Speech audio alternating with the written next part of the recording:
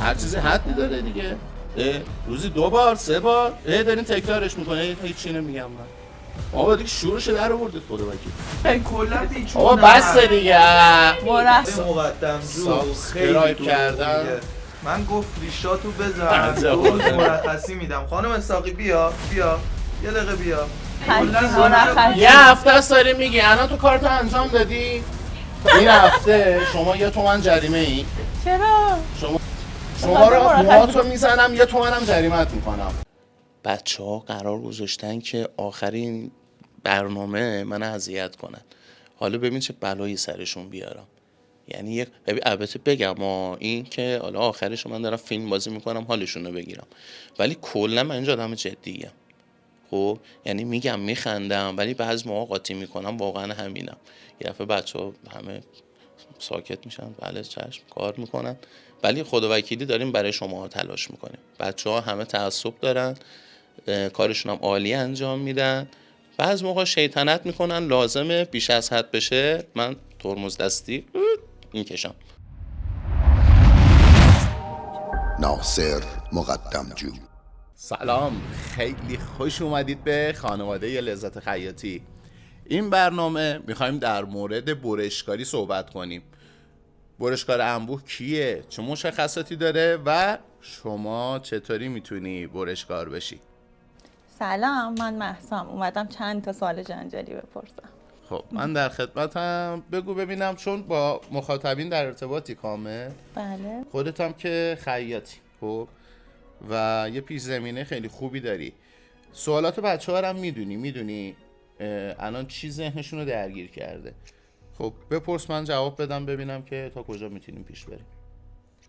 سوال اول، برشکار کیه؟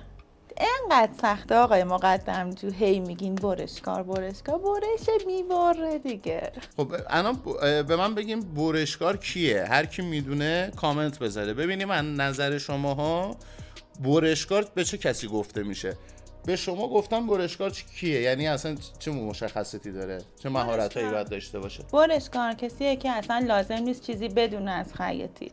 الگو رو میذاره، پارچه رو پهن میکنه، الگو رو میذاره روش، 2 تا وزنم میذاره، برش میزنه. همین. چیزی سختیه مگه؟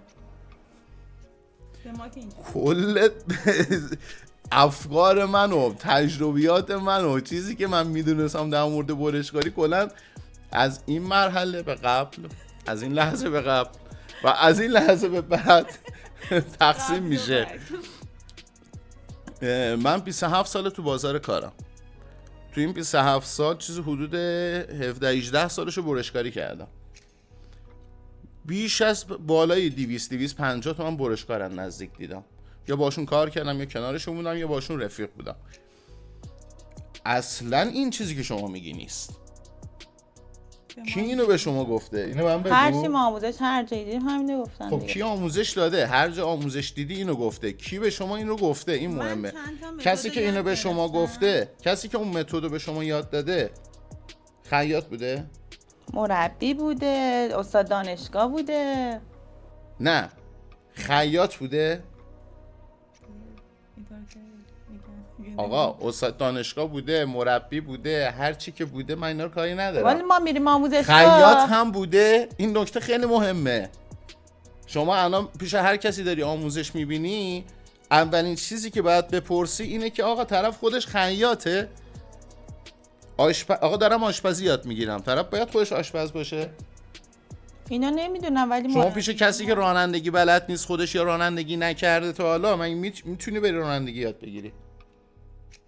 صرفا این که من مربی رانندگی ام، اصول رانندگی رو میدونم ولی خودم تا حالا پشت فرمون نشستم، یا نشستم فقط تا سر کوچه رفتم اومدم، تا حالا نه تو جاده رفتم، نه تو ترافیک رفتم، نه سربالای شیب تون تا حالا گیر کردم. هیچ کدوم از اینا رو نداشتم ولی میخوام به تو رانندگی یاد بدم. عقل سلیم چی میگه؟ شما باشی چیکار میکنی؟ زیر دست این آدم رانندگی یاد میگیری؟ کسی که به شما یاد داده خیاط بوده؟ نمیدونم. خب این الان این بده. این بده. شما رفتی پیش کسی چیزی یاد گرفتی که نمیدونی کیه. زده بود آموزشگاه دیگه رفت. زده بود آموزشگاه؟ کفایت جام میکنه؟ رفتن؟ چند جام رفتن تازه؟ یعنی الان اگه من اینجا سردر اینجا بزنم مؤسسه مالی اعتباری وام میدیم، شما یه سپرده بذار اینجا، برو 6 ماه بعد بیا وامت بگی برو. شما میای تابلو داره دیگه، زده اونجا مؤسسه اعتباری دیگه، شما میای پولتو میذاری اینجا میری؟ چی بگم؟ نه میذارید یا نمیذارید؟ آقا اعتماد میکنید به یه تابلو یا نه؟ اینو من بگو. آخه واقعا خب بخوایم اینجوری فکر کنیم که خب هیچ کدوم مربی‌ها خب قطعا اون زمانی که واسه خیاط گذاشتن نذاشتن، ولی خب میگم بلدین دیگه. هیچ بنی بشری به یه تابلو اعتماد نمیکنه، پول توی جیبشه بیاره بذاره اینجا بدون اینکه تحقیق کرده باشه. آقا این مؤسسه اصلا ثبت شده، اعتبار مالی پشتش هست، زیر نظر بانک مرکزی هست، تمام چیزاشو آنالیز میکنه، 10 نفرم تحقیق میکنه، بعد میاد این اقدام انجام میده. چرا؟ چون داره پولشو میذاره. ولی وقتی میخوایم وقتمون رو بذاریم، اعتبارمون رو جلوی مشتری بذاریم توی مؤسسه آموزشی و آموزشی رو دریافت کنیم، هیچ کدوم اینا رو نمیپرسیم. چرا؟ چون وقت اصلا مهم نیست. به نظر من وقت از پول توی جیب خیلی گرونتره، خیلی با ارزش تره. شما وقتتو جایی رفتی سرمایه گذاری کردی که نپرسیدی طرف خودش خیاطه یا نه، فقط به یه تابلو و به یه سمت اکتفا کردی. خب من مصداق دارم، الان من مدرسی رو میشناسم که بالای 150-60 سال شاگرد فقط توی یه کلاسش داره برشکار الگوساز آموزش میده، یعنی برشکاری انبوه رو داره آموزش میده و من این رو میدونم چون باش مستقیم در ارتباطم که ایشون تا حالا یک بار هم پاشو تو تولیدی نذاشته. الان چی شد؟ معادله رو واسه من حل کن. الان خب چیزی که دارین میگین منطقیه، ولی موقع ثبت نام اصلا به این چیزا فکر نکردیم. خب طبیعتاً آدم‌ها از چند تا طریق نون میخورن، اینو یادمون نره. ما هم میگن آقا هر کی نون دلشو میخوره. این مثال هممون شنیدیم. درسته؟ یه کاسب باید مهربون باشه، منصف باشه، دل گنده ای داشته باشه، بخیل نباشه، همه خصوصیات اخلاقی رو باید داشته باشه، ولی باید عاقل هم باشه. یعنی به نظر من یک کاسب خوب فقط نون دلشو نمیخوره، به نظر من نون عقلشو میخوره. یعنی هم کارش خوبه هم آدم درست کاریه. یعنی میگین الان برشکاری اشتباه به ما کلا کاملا اشتباه به شما گفتن. آخه مگه چی کار داره؟ خب ببین برشکار یه اصطلاح فقط، خب یه صفته، یه میشه گفت یه مقام کاریه، یه درجه، یه مرتبه است، شما هر جور دوست داری تعبیرش کن. خب تو هر شغلی هم ما برشکار داریم، تو تراشکاری داریم، توی آهنگری داریم، توی خیاطی داریم، تو خیلی چیزا ما سمت برشکاری رو داریم. تو هر شغلی هم برشکار رو به یه شخص خاصی تعبیر میکنن. تو کلا تو حوزه پوشاک برشکار کسیه که خیاط فول حرفه‌ایه. میگید نه، برید بازار بپرسید، برید از 4 تا تولید کننده بپرسید، یا یه آگهی روزنامه بگیرید، زیاده زده برشکار نیازمندیم، برید اونجا بگید من میخوام برشکار شم، اومدم اینجا برای برشکاری استخدام شم، ببین از شما چه تستی گرفته میشه، اونجا میفهمی برشکار کیه. یعنی شما میری یه جا تست بدی برای برشکاری، میگن خب بسم الله این عکس سایز 38 رو برای ما در بیار، یا یه مالکن میذارن جلو میگن سایز اینو در بیار، این عکس الگوشو در میاری، میبری، میدوزی، من ببینم تنخور بگیرم. این فقط واسه برشکار؟ این فقط برای نمونه تسته که شما مرحله اول قبول میشی، بعد میشینن باهات صحبت میکنن سر حقوقت. یعنی شما باید عکس خوانی، ژورنال شناسی، طراحی، الگوسازی، برش، دوخت، اتوکاری رو فعلا تا اینجا بلد باشی. این فعلا تا اینجاست. بعد مرحله دوم تست بهت میگن سایز بندی کن. حالا جدیدا ما پلت دارن کار میکنن، ولی هنوز تعداد زیادی دارن سنتی کار میکنن، یعنی به پلت اعتماد نمیکنن. چرا؟ چون حرفه‌ای‌تر دارن کار میکنن. چون سطح کاریشون کیفیتشون خیلی بالاست، چون تنخور خاص خودشونو دارن. اینا به پلت نمیدن، اینا خودشون دستی کار رو انجام میدن که کار خیلی حرفه‌ای تر در میاد. میگن حالا سایز بندی انجام بده، حالا برشکار باید سایز بندی هم بلد باشه. حالا میگن شما باید لاکشی کنی، قیچی بزنی، مصرف در بیاری، من ببینم چقدر مصرف میتونی در بیاری.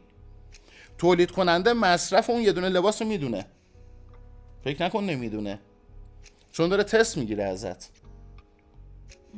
یعنی اگر شما 2 یارد مصرفشو بکنی 2 یارد و 10، یه پوان منفی بهت میده، میگه نتونستی مصرف در بیاری، حقوقتو میاره پایین یا استخدامت نمیکنه. یعنی چیدمان و سایز بندی و لاکشی پارچه، قیچی هم بهت میده، یا قیچی کار میذاره زیر دستت، میگه حواست به این قیچی کاره باشه، مسئولیت این قیچی کار با شماست، مسئولیت کسی که داره لاکشی میکنه با شماست. درست شد؟ خب اگه من قیچی کاری بلد نباشم میتونم اونو بررسی بکنم، بالا سرش وایسم؟ نه. خیلی با شک گفتی نه. خب خیلی جالب بود. چرا آخه به خیاطی چه ربطی پیدا میکنه؟ چرا باید پشت چرخ نشستن و یاد بگیره؟ آفرین.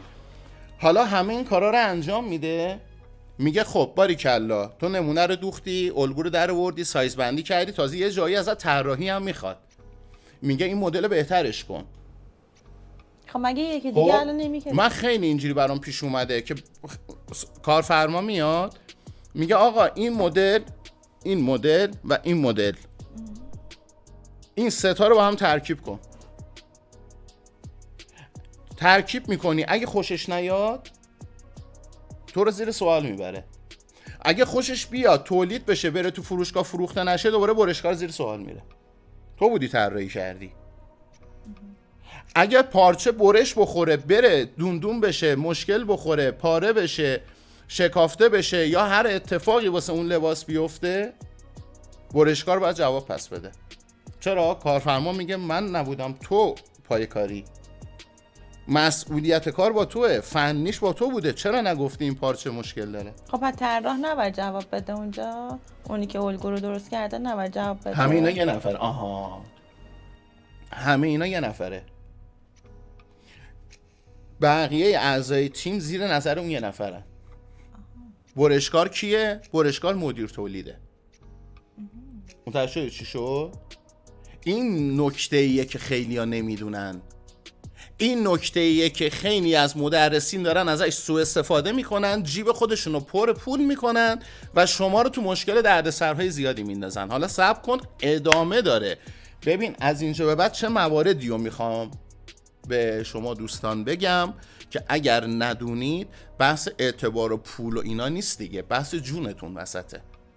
ببین چه نکته مهمی میره میخوام من در ادامه بهتون بگم. حالا یکی دیگه هم وظایف برشکار چیه؟ میگن کارو بریدی سری کردی میدی دست خیاط. میدی دست خیاط چی کار باید بکنی؟ باید بهش توضیح بدی این سری کارو چجوری بستم، تو وا کردی چی کار باید بکنی، من این نمونه رو اینجوری دوختم، این کاری کردم، این کاری کردم. حالا خیاط میبره میدوزه میاره، کی باید تحویل بگیره؟ آقا فرض کن شما یه پرسنلی توی اون مجموعه خیاط نیستی، میتونی کار دوخته شده من خیاط رو تحویل بگیری؟ نه. تموم شده رفت. پس نیرویی که میذارن پای تحویل گرفتن کار باید خیاط باشه. کیو میذارن؟ اونم برشکاره. من برشکار شاگردم و تربیت میکنم، میگم آقا حجم کار بالاست، من نمیرسم تحویل بگیرم، شاگردم تحویل میگیره، ولی به شاگردم آموزش دادم چی کار بکنه. شاگردم سوتی بده، اشتباه بکنه، کار مشکلدار بره تو فروشگاه، من باید جواب پس بدم، چون من مدیر تولیدم، چون سرمایه تولید کننده دست من بوده. به خاطر همینه مثلا یه خیاط اون مثلا زمان 10 سال پیش مثلا اون حدوداً در می آورد مایی 800-900 تومن، 1 میلیون، برشکار چقدر می گرفت؟ 3 میلیون، 3.5 میلیون. چرا انقدر حقوق می گرفت؟ مسئولیت رو دوششه، فنی کارو بلده، 0 تا 100 کارو بلده، میدونه الان این اتفاق این کارو بکنم بعدش چی میشه. چرا پس میگن برشکار؟ اصطلاحو نمیدونه، اطلاعات ندارن. یه سری هم سوء استفاده میکنن. من الان مثلا جای دیگه رفتم کلاس برشکار بود، رفتم اونجا که مثلا حالا دیگه نتیجه رو خودتون ببین الان یه موضوع جالب تری رو بهت بگم که فکر میکنم اصلا طالبش توجه نکرده بودی. من دیدم تو فضای مجازی دارن به خانوم‌های خانه‌دار یا خیاط‌هایی که تو خونه دارن کار میکنن که مثلا دامنی میدوزن، شومیزی میدوزن، مانتویی میدوزن، یه دونه دارن برشکاری با قیچی برقی رو آموزش میدن. خیلی هم قیچیش سنگین و سخته. قیچی عمود برد حالا نزدیک دیدین؟ اگه ندیدید حواستون باشه یه بار برید یه فیلمی چیزی نگاه کنید حداقل قبل از اینکه وارد یه همچین آموزشی بشید. قیچی عمود بر یه تیغی داره که وقتی خاموشه شما قشنگ داری میبینیش، وقتی روشن میشه دیگه تیغ نمیبینی، تیغ اصلا دیده نمیشه، انقدر سری بالا پایین میشه شما تیغو نمیبینی دیگه. یعنی نمیتونی الان تشخیص بدی الان لبه تیغ کجاست. بعد تیغ یه حالتی داره وقتی شما داری میزنی اگه حواست نباشه انگشتت بگیره بهش، غریزه ذهنی شما یه چیزی الان بخوره تیز به دستت چیکار میکنی؟ ول میکنم، میکشم عقب. هیچ کی دستشو جلو نمیده. یه چیزی رو پرت کنن سمتت هیچ کی آغوش باز نمیکنه، همه جمع میکنن خودشونو. اصلا ذات اون ریاکشنی که به شما در اثر حادثه رخ میده جمع شدن و کشیدن به عقبه. شما داری قیچی میزنی، انگشتت اندازه 0.01 میلیمتر تیغو احساس کنه دستتو میکشی، به محض کشیدن میبینه اینجوری رفت، عین خیاری که کج میبری، انگار چاقو رو گذاشتی رو پنیر قطع کردی. یک موضوع خیلی جالب که من خدا نکنه برای هیچ قیچیکاری اتفاق نیفته، موضوعی که اکثر قیچیکارا بهش توجه نمیکنن. قیچی برقی یه دسته داره که یه دسته راست بمونه، وقتی میخوای برش داری باید خاموشش کنی، 2 دستی برش داری، یه دسته کلگی یه دسته از پایه. اکثر قیچیکارا بدعادتن، تنبلی میکنن، روشن برش میدارن، بعد یه دستی هم برش میدارن. جلوی چشم من این دست پیچیه. چقدر قیچیکار نمیدونست، اون قیچیکار نمیدونست دست پیچیه، یه دستی قیچی رو برداشت، قیچی تو دستش روشن چرخید. اینجا ذهن ناخودآگاه چی میگه؟ میگه بگیرش. گرفتن همانا تیغ رو حواس. شما یه لحظه تصویر ذهنی بگیر. حالا داری این آموزش رو به کسی میدی، خانومی که هنوز نمیدونه مسئله ایمنی چیه، موهاشو باید ببنده، شالشو روسریشو باید ببنده، کوچکترین گوشه شالشو به تیغ بگیره میکشه تو، دستکش فلزی 3 انگشته باید دستش باشه، بعد باید ساعتها که خیلی کمه حداقل 1 سال کنار دست یک قیچیکار کار کرده باشه که لم همه اینا رو فهمیده باشه که اصلا کار خراب نکنه، جون خودش رو به خطر نندازه و 1001 اتفاق نیفته. خیلی من برشکاره ناشی دیدم قیچی برقی رو گذاشته زمین، حفاظش رو نداده پایین، یکی دیگه از بغلش رد شده انگشت پاشو زد. اینا خطرات کاره. حالا داری به کی اینو آموزش میدی؟ به کسی که تا حالا قیچی برقی رو نزدیک ندیده، تا حالا 50 لا پارچه رو هم ننداخته. یه قیچی میزنه، 50 تا تاقه رو میزه، یه سوتی میده، باید 5 سال وایسه کار کنه تا تاوان اون اشتباهشو بده. سر یه آموزش ناقص و اشتباه که یه آدمی که بلد نبوده اینو آموزش داده، فقط میخواسته پوله رو بگیره، به آدمی هم که نباید یاد میگرفته یاد داده. آخه چون میگن که کوتاه مدته و سریع میتونی وارد بازار کار بشی، میگن خب برشکار میشی بعد سریع میتونی بری کار کنی. بله خیلی از این تبلیغات ما خیلی جا شنیدیم. شما میتونی با 10 میلیون تو یک ماه 1 میلیارد پول در بیاری. بیا سرمایه گذاری کن. چقدر آدم بدبخت شدن، بیچاره شدن. هر کی هر چی بگه شما قبول میکنی؟ من نمیگم دیگران اشتباه میگن، آره منم میگم، ممکنه منم یه جایی یه حرفایی رو بزنم، منتها کی داره این حرفو میزنه؟ این مهمه. خروجی کارش چی بوده؟ اونی که میگه این کارو کرده نشون من بده. از 10 تا نفری که اومدن پیش دو بعد 5 تاشون به مرحله رسیده باشن، نشون من بده. بسم الله من شروع میکنم.